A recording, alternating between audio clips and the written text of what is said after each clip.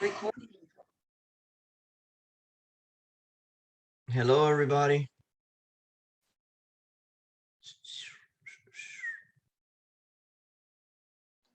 Hi, Marcos. This is How we Tanya. doing? Greeting you. All right, good. Thank you. Look forward What's to cooking? your What's new? What's cooking? lots of cooking up here in Orlando. I'm telling you, but I'm always open for good and wise words from you guys. So thank you for taking your time to do this. No, not a problem. Orlando is on fire right now. It really is, literally. I Amazing. mean, it's incredible. I don't think there's enough land. Developers No, cannot find enough land, but it's doing great. It's definitely developing. A lot of investors, mainly. yeah. Yeah, How are yeah, you but things. doing? How are you doing with your like your prospecting? What are you doing different that we maybe not doing over here, or is it the same? Well, I'm going to be honest with you. I'm still in transition. So I did move from Pembroke Pines about a few months ago. So Yeah. um, I honestly was looking to buy a new home, and it's a waiting process. I mean, not a waiting, but 6 to 9 months.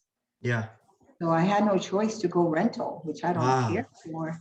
Yeah, I Yeah, keep but I keep hearing Orlando's like slammed with when it oh, comes too to real much, estate. too much. Literally being myself hunting for homes. I've Yeah. literally have been looking for over 4 to 5 months. And it's Wow. crazy to see the process up there. Hmm. It's really, really more like a waiting list, quite frankly. But it's been very educational, everybody very supportive. 150% if people have investors, that's what's really been very, very drawn because they do a Yeah. lot of vacation homes and Airbnbs. That's Yeah. huge up there. Yeah, Yeah, yeah, they do. They that's definitely the perk of over there is that you got a lot of tourism because of the parks. So investors can, they can make a pretty penny on that kind of stuff. 100%. Yeah, Yeah. Orlando's the next Miami without a doubt. I Without the mean, beach, but without the beach, you can't really. without the beach, but we got the parks, and that's what draws honestly people from all over the world. Not that I'm all about the parks at this time, but Yeah. I'll give it a little while. Well, that's great. But That's great. I'm glad we're yeah, able to catch up here for a minute. Suzelle, what's cooking? thank you. Hi, I'm doing good. Hi, Michael. How you been? Good, I'm doing great. And you? Yeah, good, good. I see Yes. Saida's on here, Tatiana, Yanet. Yes. Yes. The Rockstar Agent, it says on your net. What's up? You're gonna give us a face or the Rockstar Agent? Oh my God, I look like a crackhead right now, you guys. That's funny. Are any of you making it later to the Grandview Public? The what? To the happy hour later? It's in West Palm. I mean, if you're not from West Palm, I don't know that you're gonna make it, but Yeah, no. No, not today. uh Are you in I West Palm, Marco? I am. Yes. Oh, no wonder. Okay, okay. Well, hey, we got Miami all over, all the way up to Orlando. Hell Awesome. yeah. And that's why I'm only like 2 hours from Orlando. So I gotta start seeing about getting some business over there. You really should. Let me Yeah. know what I can help you with. Well, excellent. So we're gonna give it about another minute, see who else gets on. Lucas, what's going on? We have a few others. Fernando, good to see you guys. I've done this training a little bit. I think I've done two of them so far, and the brokerage keeps asking me to keep it, to keep it going. Mainly because what we're finding is that um, we don't want to be we don't want to not do these kind of trainings and then find one of our agents in a bad situation. So I applaud George for, like, always putting it out there to keep it current when it comes to this. It's sort of I wouldn't say it's up to the person, right? And we're gonna get into that a little bit. But on the same token, just so you guys are aware, I have a background in law enforcement. I did 23 years, and I retired from the force. I did 10 years as a homicide detective. I did 10 years with the United States Marshal's Office serving warrants. in those early mornings, 4:35 in the morning, and going after fugitives. So I think the first training I did of this, I might have scared a few people. So I was like, you know what, let me let me vanilla this to the realtor world, because truthfully, it's not like people are out there hunting us down, but I just want you guys to have your head on a swivel when you're out there working. And we're gonna get into some of those things. Tony, what's going on? What's up, Marcos? How you been, Bo? Good. How you doing? Aki, man, good. Good. Excellent. And we have Albania. It's a good little group. All right. So yeah, without further ado, I'm gonna go ahead and start because I think that the Zoom today is about 30 minutes, if that, and I want to make sure that we cover certain things. So first off, I know that we had a little bit of intro there. A lot of you are from down south. Um, and feel free to unmute yourself and speak freely. I want to know first, and I always do this, when you guys have a showing that you're doing on your own and it's a person that you don't know, what steps are you taking to make sure that that's a safe showing? And please unmute and speak freely. I usually take someone with me to stay in the car. Uh-huh. And also when I get there, I ask for ID or call the person on the phone just to make sure it's the right person. Okay.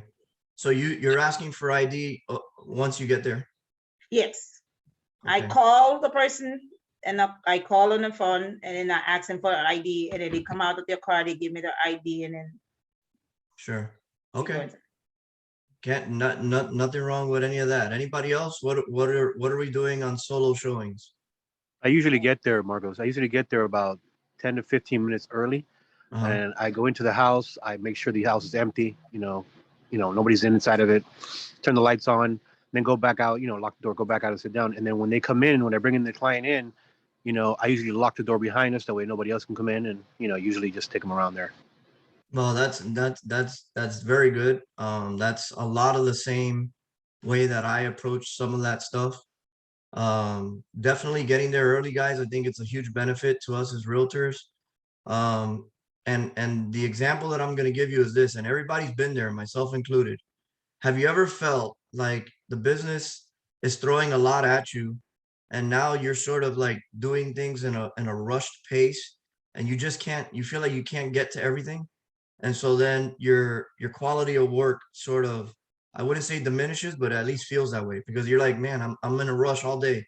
And I'm not saying it happens every day to an agent, but there are times that it's happened, So the point being is that for not only safety reasons, but it's a great point by Tony, is that you get there 10, 15 minutes early, you now have an opportunity to kick that roach that's on the ground dead out the back door. You now have an opportunity to turn on some lights and see what's going on in that house, right? Because isn't presentation a lot of what we do for our clients too?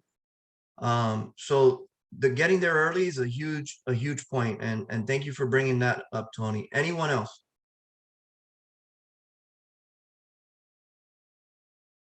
Anyone else do anything different? Okay, so basically what Tony said is probably, when I get to the property, that's definitely what I'm doing. I'm getting there early, but I want to backtrack a little bit. Does it matter to you guys where you're getting the lead? And does anybody feel like if you get a lead that's, let's say, Facebook Marketplace or even a Craigslist hit, that it should be any more or any less serious, or that you should pay attention to it more? Anybody? I was gonna add to that, if it's a blind lead, I'm not sure if I understood it correctly. Blind lead, just somebody that pretty much wanted me to show a property. Quite frankly, I do a little bit more research before I even take myself in the car and go show a property. By all means, the ID, I don't know if you meant the qualification. I need to know who am I gonna show. And I've always printed the MLS or the property and left it with one of my daughters or somebody at home. But Right. yeah, that's Yeah, scary. so it to answer that, and obviously to touch on that, it does make a difference. I mean, if someone says, hey, Fernando or Janet, Tony, this is a friend of mine, I've known her for 20 years, she's gonna call you because she wants to rent something. I'm good friends with her mom. Is that not a different lead than someone that just gets on to Facebook Marketplace and says, hey, I'm interested in this that you posted, when can you show it to me? It's totally different, right? 100%. So what we don't want to do is, and I think that that's why, I've also curtailed this training a little bit, because we're not cops out here, man. We're not trying to be cops. What we're trying to do is just be safe. So part of what we're doing is making sure that whichever way you've acquired this lead, that you're paying attention to maybe some of the details they're telling you from the beginning. So what I want to make sure of, that I leave and I part with you guys, is that you guys are paying attention to details when you guys ask them, hey, I know you got this lead off of Facebook Marketplace, and I know that you wanted to see this place. Tell me a little bit more about, your search. Tell me a little bit more about what exactly you're looking for. If there's someone that has a wrong intent and are just trying to do something to scam you or show up for a robbery, which, guys, that does happen. I mean, I'm here to tell you that there are people that will set up realtors to go show a property simply to rob them. If you don't think it happens, you're mistaken. Okay. So, what I would preface with that is to say that if you're getting information from them, pay attention to the details that they're giving you. Take notes. Don't just get on a line with somebody and listen to what they're saying and think that your mind is gonna take it all in like the waitress at a bar. It's probably not going to be the case. So what I like to do is, I always, if I get a lead and I know that it's someone that it's an anonymous source or something like Craigslist or Facebook Marketplace, I'll create a note page. On that note page, I simply put, full correct name as seen on driver's license. I always ask that.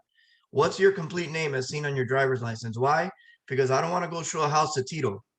I want Tito to tell me what his name is. Okay. Tell me a little bit about why, your motive for looking for a home. What is it that you're looking for? How many people are looking to reside in this property? Who are the decision makers?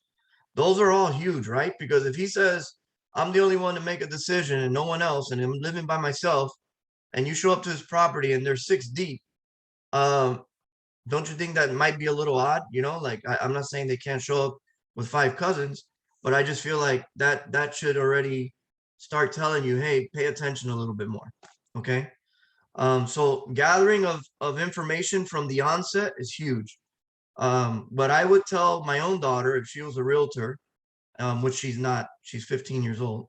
But what I would tell her is to gather as much information on anyone that you're working with as possible. Keep notes, take a quick snapshot. And if you're close with somebody within the office or even a family member and you got some things set up, send them a quick picture of where it is that you're going with the person's information and everything you've gathered. Why? Because nobody here has a crystal ball, and I don't want any of us to be victims of anything. So should something happen in the future, I don't want it to be on Lifestyles Watch and to any of our agents. And I'm not saying that to scare anyone, but I've seen the worst of humanity and I know what's out there. So, just pay attention to who you're talking to, try to gather as much information as possible. Don't be afraid that if something doesn't sound right, you just question it a second. Hey, a minute ago, you said that it was for you by yourself, but now you just said, that it's for 4 people. Like, which one is it? Like, try to be assertive, detailed, organized. And also we have the, we have to be nice. We can't just like be rude to them and play inspector either. Like, that's not what we're here to do. So I always have a note page. I have it on a basically on a folder.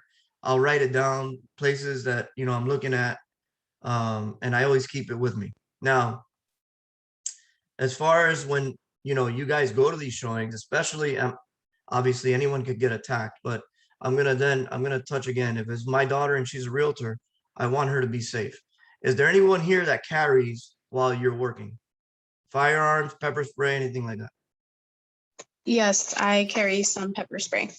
And I Okay. always ask, I qualify them before I even take them to a showing. So I ask them for all their information, credit report, all of that, IDs. Okay. Yeah, I can't say that I wouldn't do the same and that I wouldn't suggest it. Look, we're out here, we're trying to hustle, we're trying to get leads. I know that we've had, trainings in the past that says just go to the showing, and I can agree with that to an extent. Again, if it's somebody that you feel comfortable, has given you everything that you need, it's a referral from somewhere else, but don't just throw yourself into to a showing where you don't know the person and all of a sudden the only time that they can see it is 9:30, 10 o'clock at night. I mean, be cognizant of that kind of stuff. I'm not saying that it's happened. I'm not saying anyone's complained about that. And that's the reason why we're here. But I'm just telling you, like, you gotta have your own sixth sense, and you gotta do what's comfortable in your eyes. So you do carry your pepper spray. If I may ask, what size pepper spray are you carrying? It's one of those keychain ones. Okay. Yeah, because anything over 4 ounces, okay, you're not supposed to be carrying. So just so you guys are aware, if you're gonna carry pepper spray, it's got to be 4 ounces or less. If you're gonna carry it on your person. If I've heard people ask me, can I carry a knife? Yes, you can carry a knife as long as it's not an automatic blade, which is basically a push button knife where the blade propels, and it has to be under a 4-inch blade. So those kind of things, yeah, you can carry. If you're interested in getting a concealed weapons permit, you can always do that. There's places that do license for that. We're not going to share those here today because we don't condone or want you to say, hey, Lifestyle told me to go get a gun and then tomorrow you shoot somebody at a showing. That's not what I'm saying. But if you do want to get further training on that, all you got to do is Google concealed weapons permit or carrying concealed firearm, and there's a bunch of things that'll come up in your local neighborhood as far as classes and training for that. But that's not what this is based about. So you gather all of the information on the person, you get as much as you can, you show up to the showing. Now we're at the point where Tony is. He's there 10-15 minutes early. He put on the lights, he walked the property. I mean, aren't squatters a concern? Like, has anyone encountered a squatter at a house? Okay, I definitely have. I've been to properties where there's squatters in the property. People have asked, "What are you doing?" They're there. Honestly, if they're there and I see them, I say, "Hey, man, what's going on?" Or I introduce myself. We're gonna be, how long you need any help? We've been here for a little bit. How long you been here? Ask a few questions. If I don't feel good about going into that property with the client, I'm not gonna. And I'm gonna let the client know, look, there's a squatter in there. We might have to call the police or get a hold of the listing agent and say that, you got a squatter in the house. So maybe be careful with just putting as a go and show or on Supra. So just because they're there, don't feel like you shouldn't have to tell the listing agent. Like, we're working together. Let them know, hey man, you got a squatter there, and I just showed up and there's 2 people sleeping in the back closet. So those are things to be aware of. They can definitely be in there. Stray animals is another one I've encountered in the backyards of these places.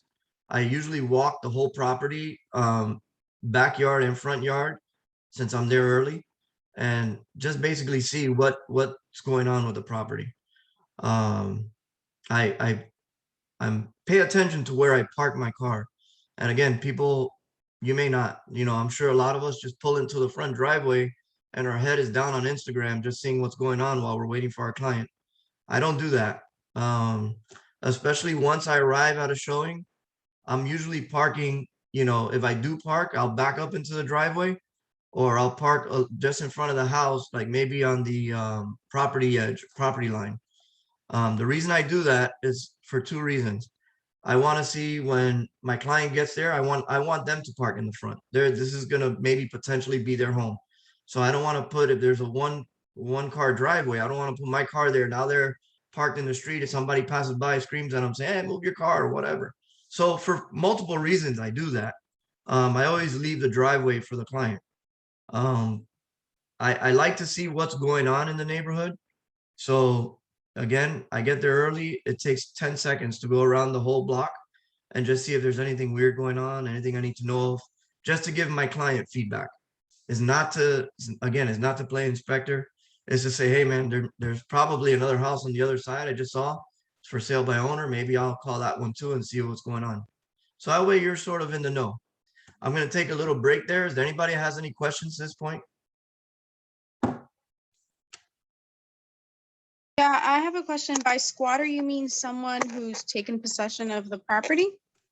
Yeah, that's a term for someone that just basically goes into the home, either through an open window, breaks in through the back door and stays there. They're living there.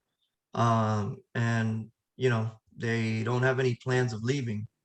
Mhm. So then legally, the owner has to get them out. It's not like we can force them out, you know? Got it. Thank you. Yeah. Anyone else? Okay. So once I have the car parked, client arrives, I verify the information. It's great. We look at the house by the front, you know, the door is open because I've already opened the door. I've already opened the front door. I've probably got the key in my possession. Because I don't like messing with lock boxes either with my head down into a Supra box that I'm trying to open and leaving myself exposed the whole time on the backside. Just in case, you know, like I just don't want to have my head down into a lockbox when I'm showing up with somebody that I don't even know. So be aware of that. If you can get the door open prior, you have the key, hey, it's open. Now the client gets there, it's very nice and relaxed. Let's go check it out. I always allow the client to walk in front of me. I never go and put myself in front of the client again, because I don't like turning my back. That's more of a me thing, especially based on my training. I'm that type of guy that I cannot turn my back to a door in a restaurant, and my whole family knows it. I'm that, you know, that's the way I am. I don't expect that you guys are going to be the same way, but that's the way that I worked for 23 years and staying safe. So I rarely will turn my back to a client, rarely. Even as we're walking through the house, once we get in, I'll shut the door, lock the door. Um, I don't want anyone else coming into that house if I'm there with my client. And I just tell them, hey, go ahead and take a peek. I'll be with you. You have any questions, let me know. And again, I let them lead. I don't go into rooms in front of them and say, look how beautiful this is. Or, you know, I just don't do that. Does anybody have anything to add, or does anybody do something different to that point?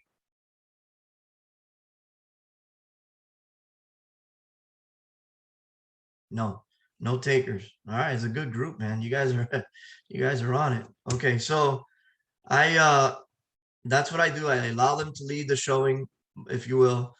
I'm there if they have any questions. I'm keeping my eye out. I'm always positioning myself in a way where I'm at the largest living area of the home. That sounds weird, but here's what I mean by that. If you go into a hallway and you know there's 2 bedrooms and a bathroom because you walked it before and you already put on the lights. Well, what I do is I wait at the entrance of that hallway while they go check out those rooms. As soon as they come back to me to see the rest of the house, I'm already backing out. Like, just, I know it's weird, but try it on your next showing. A lot of people, a lot of agents are walking right in front of their clients or people that they don't know. I'm not going to say clients. Once you get comfortable with a client, this goes out the window. I don't think it's the same. I don't think it's the same if you get someone that's known someone for 20 years and they seem, you know, they say, hey, this is my freaking cousin, my sister, I don't know. Please understand, this is for the person, that the layman's person that you do not know. That's what this is. I I always, want to add something to that. Sure. You know what I normally do? yeah, Or I have done. Basically, obviously, I take the listing on the MLS, a printout, I introduce myself in basically almost the closest to the front of the door. mhm, And I tell them a description of the property, the square footage, bedroom, what have you. And I give them a sheet and I let them walk through the whole house. yeah. And I said, I'll stand right here. Feel free to go through the whole house, make your notes, questions, and feel free to come back and ask me any questions. Nothing wrong But with if, that. Yeah, yeah, if I nothing. don't know them, I'm serious, you know, walking. Yeah, Especially if it's a 2-story, no way, I'm not going up there. yeah, no, definitely nothing wrong with that at all. So that being said, those are like some of the pointers that's the way that I do it personally. And again, this is not, I'm not saying you have to do it this way. I'm just giving you guys a different way of looking at it. The next thing is that once you're ready and it's time to exit, okay, I usually will again allow them to go out, and then once they've exited the property, we'll talk about the property a little bit in the front yard. And I asked them, do you need to see anything else before I go? They say, no, I'm good. I'll say, great. I'm actually going to be waiting here for a little bit. I might have someone else coming to see the property if I don't know these people, or I'll just wait for them to get in their car and I'll walk them towards their car. And once they leave, that's when I go back and I seal everything up. I don't start closing everything up, having somebody tail behind me. And again, that's because of my background, and those are things that have kept me safe. So if they kept me safe throughout a career of law enforcement, for you guys, it should be a slam dunk. So now I see that we have some special guests here. We have Jenny Buski, Vanessa Rueda. Part of this training that I wanted to, hi guys, how are you? Good. Excellent. Part of this training today, guys, that I wanted to incorporate, and I asked them to join us here today, was that I personally have been getting a lot of emails, phishing emails, especially when I have a closing that's coming up soon. I find that the emails come in at a perfect time, and they say, please click here to view your closing statement. And then it doesn't really have a name or whatever. So I asked these ladies who deal with this on a constant basis to join us here today to shed a little bit of light on phishing emails and things that can hurt us financially if we were to click on one of these things. So I'll give you guys the floor, Jen and Vanessa, and thank you for being here. Oh, absolutely. So, hi everybody. My name is Vanessa Rueda. I'm the branch manager for Lifestyle Title of New World. And I pretty much just want to tell you that I get those same type of emails all the time. I am actually one to have witnessed a few years ago being an attacker with our own escrow company. Hence is the reason why we had to switch banks and all. And it's very scary, something that you guys have to be on the lookout for. One of the things that I always suggest is that if you look at the email and it's not addressed to you, it may look like it's going to you, but the email's a little bit off. Don't click on it, ignore it, put it in junk, delete it altogether. Because what happens is that there are these fishy attackers that will screen your email and make it seem like if it's you sending it to a client with both, just a bogus wiring instructions, Bahamian accounts, God knows where it's coming from. And they'll try to make you wire to them as opposed to a title company. And guess what? You're the cash you close for the buyer, sales proceeds for the seller won't hit the appropriate account. I would always be in the lookout for that. Just see where the emails are coming from. Never click on a link to open an attachment with wiring instructions. We've at least with us, we've done our wiring instructions where it's password protected, where you have no other choice but to call us. I know it's very redundant. I know it's sometimes a pain in the butt because you have to kind of go out of your way, give us a call. But for a reason is that we do that. And we give you the password right away so that you're able to open it.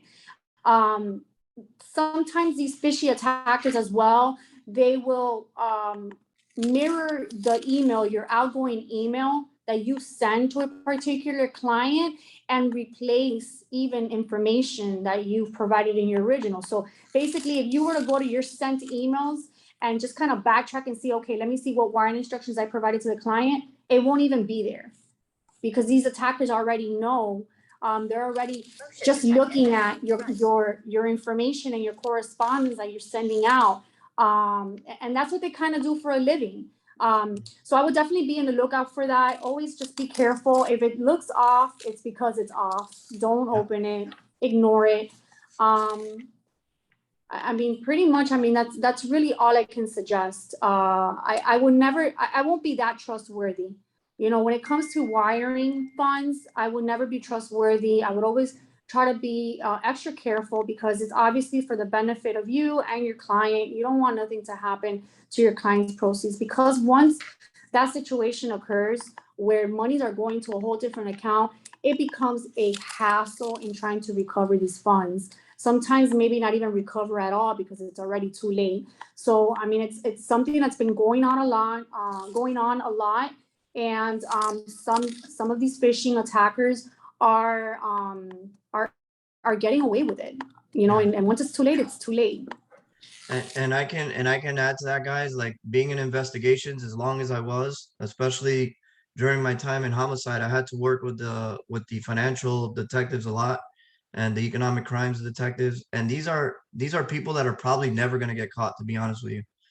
So there's no reason for them to slow down. They're going to get more and more elusive. They're going to get more and more creative. They're always going to try to put a sense of urgency into these phishing emails. They're going to say, hey, we saw that you didn't open your closing disclosure. Please confirm right away. Or you didn't confirm these wiring instructions. Please click here to get it done ASAP. And these are terminologies that they're using to try to, and that's why they call them phishing emails, to fish us to get them to open. So just be aware of that. There's always going to be something off. If it's a spelling on the subject line, if it's no name on the email, if it's a sense of urgency, it's better that you look at that. And if you are at the time working a transaction, pick up the phone and call the person that you know you're working with, which hopefully is Vanessa and Jenny, and you tell them, hey guys, I just got this email. What's going on here? Is this something I need to worry about? So most of the time they're going to tell you no. So thank you for that, Vanessa. That's great. Jen, anything to add? No, just guys, we want to make sure we see all your files coming in and you don't have to worry about phishing emails. That's in true Jenny fashion right there. She's amazing. She's an amazing leader. She gets on all our chats, no matter what branch you are, you know her. So thank you guys for your time today. And we really appreciate both of you. We know you're super busy. And thank you for taking the time to joining us. No problem. Bye. Bye, guys. So are there any questions of anything else that we had covered previously or about the phishing attacks or anything like that? I just wanted to add one little thing. When the emails come in, now they could get creative and more creative. But when I was working with Apple, this is one of the things that we used to make sure where the email was coming from. If you go to the top of your email and you see who it's from and who it's to, you're going to see your name and the sender's name.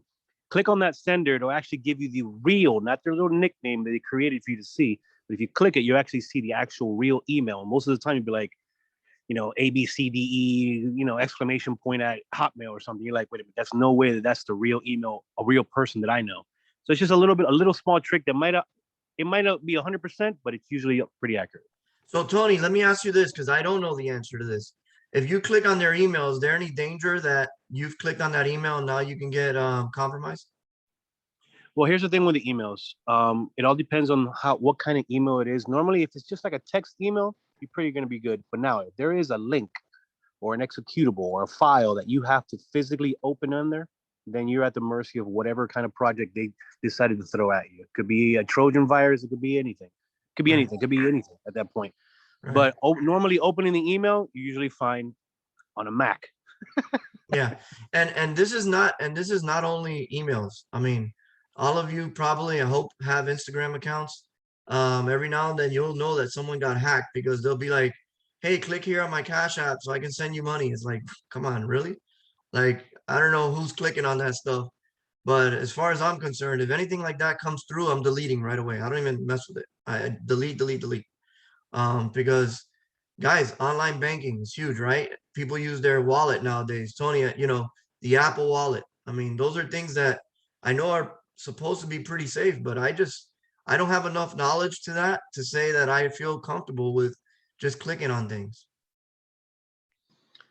I mean, as far as the training that I had when I was there, of course, Apple, like I use Apple Pay for everything. It's probably the most secure financial thing you can use right now. It's not saved or stored in anything but the chip on your phone, and that is deleted and encrypted by the minute or so, something. So for them to find that, Apple Pay is going to be pretty safe. I believe Google Pay is probably safe also. But yeah, you need to be aware of those little links that you get, those text messages that come in and say, hey, first 500 people, I'll give it, like you said, Cash App. No, that link, if you do click that link, that's tough. You got to be careful with that. Right. So you know, in closing, what I would say is that as far as the phishing emails and stuff, if you don't feel good with it, delete it right away. I wouldn't even mess with it. As far as the showings and you're going on your own, I love the ones that I've shared here today, that they share their locations with people, or they send you know, they take a partner with them. All of those are really, you know, great you know, things that can protect you at the end of the day. I love where we're headed as a brokerage. I think that we're doing a lot of great things for the agents to you know, move forward and to get you guys to really crank, you know, business wise. With that, we have to stay safe, and we always have to remember that, you know, the number one thing for you is to go home at the end of the day and be safe. So if you don't feel right in your stomach, it's for a reason. You know, trust yourself. You know, that's one thing that I could always say, is that I've always trusted my intuition, and sometimes I was right, sometimes I was wrong, but nonetheless, I'm safe. So if you guys feel like you're in a position that you don't like, feel free to reach out to me.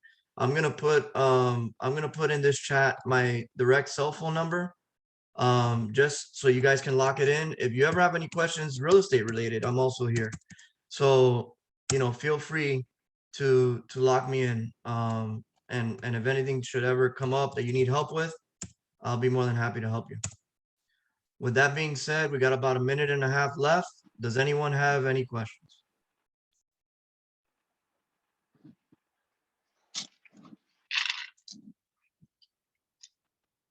Anyone? Okay. Well, you guys do me a huge favor. Enjoy the rest of this week. Have an amazing weekend. And we're here for you, whatever you need. Thank you so much. Thank you, Marco. And thank you for joining. Thank Thank you, you. Marco. You're Thank very you so much welcome. for your time. Thank Okay. you. No Thanks, problem Marco. at all. Michael, thank you. Bye, guys. Yes, thank you. Bye.